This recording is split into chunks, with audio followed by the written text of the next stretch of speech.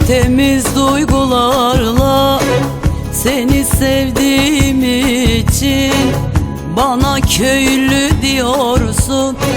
Ben köylüyüm sevgilim, yalan yeminle aldatıp ihanet etmediğim için bana köylü diyorsun.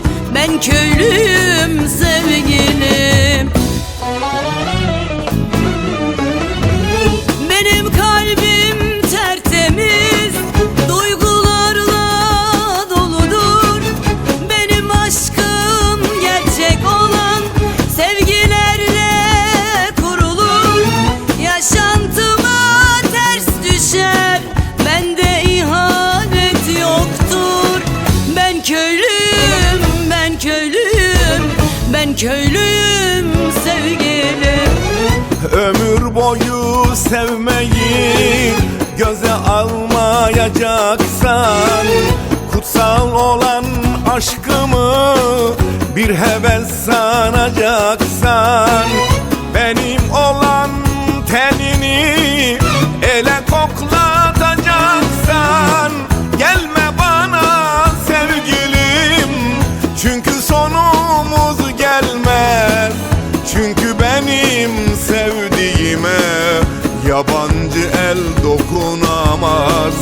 Ben köylüyüm sevgilim.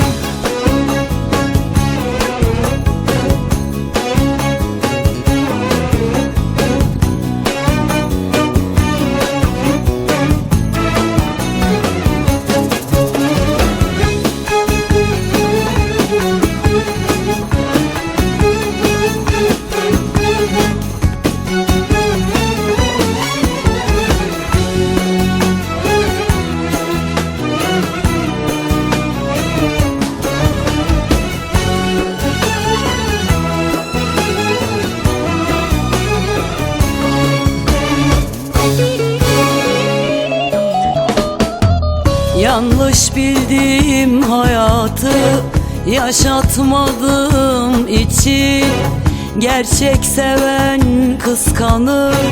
Elden kıskandığım için yabancı kollarda seni avutmadığım için bana köylü diyorsun. Ben köylüyüm sevgilim. Benim kalbim tertemiz duygularla doludur. Benim aşkım gerçek olan sevgilerle kurulur. Yaşantıma ters düşer, bende ihanet yoktur. Ben köylüyüm, ben köylüyüm, ben köylüyüm sevgilim.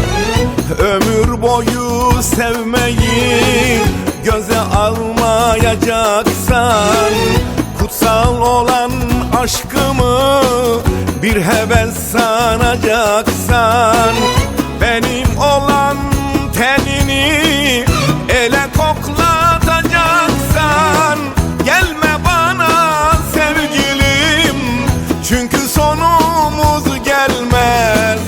Çünkü benim sevdiğime yabancı el dokunamaz. Ben köylüyüm sevgilim.